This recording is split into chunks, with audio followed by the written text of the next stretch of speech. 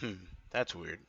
Is my butthole leaking? Hey, YouTube and other forms of social media. The Purple Gamer here, otherwise known as Smirnoff 100, Pixel Smirnoff, or Ray Hughes, whatever you want to call me these days. Here to give you the progression look into my game, the GAA.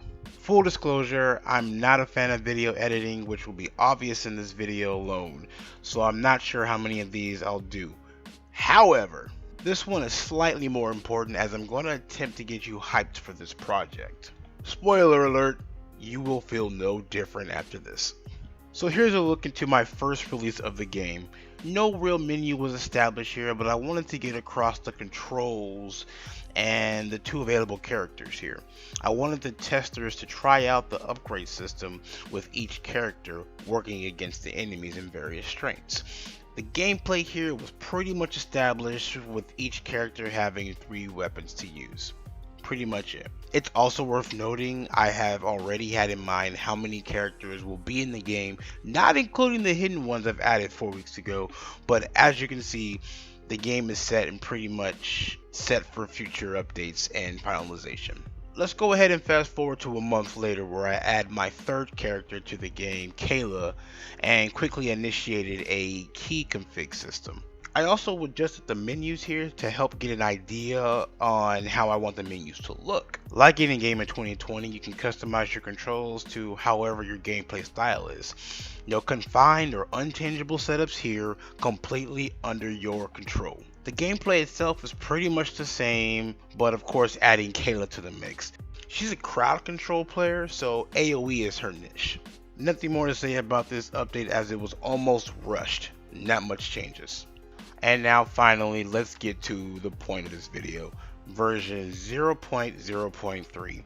Don't let those numbers fool you. This update is a huge update compared to the last two, and I plan to update the game in this way from now on. Unless I need an immediate hotfix, thus adding letters to the version numbers. Here you can see a new menu design, a level selection, a better character selection resembling fighting type games, a more organized upgrade shop, a boss battle, and the biggest change to date, ammo. Let's start with the menus. Currently, I'm using a 9-slice method to create the back effect here. A 9-slice method, if you don't know already, is a way of using a sprite or image that can be split into a 3x3 tile set. Then using code to expand and or stretch the image to work in your favor. In my opinion, this makes the game look very vibrant in color and very eye-pleasing to look at when transitioning into other menus, hopefully distracting you from the number of menus needing to get the game started. Next we have the level selection.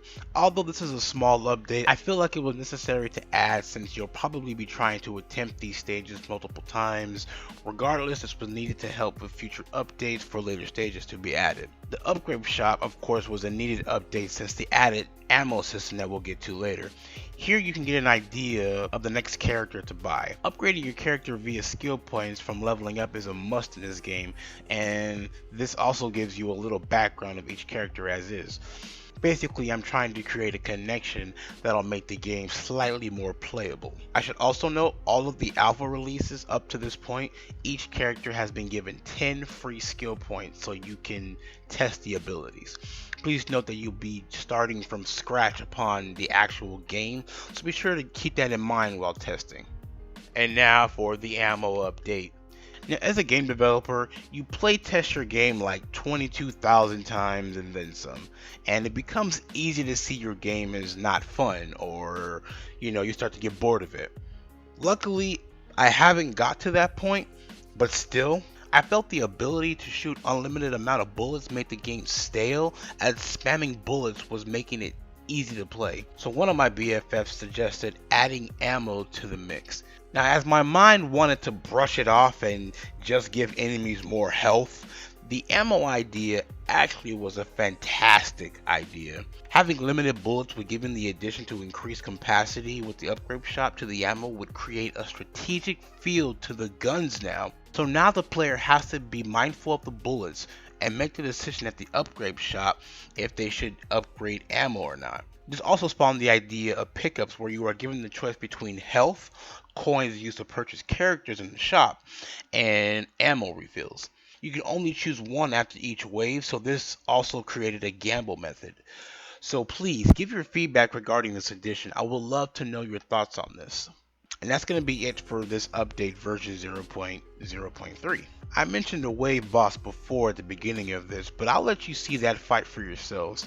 Thank you for watching the video, and this would be the time where I say, smash that like button and subscribe, ring that bell.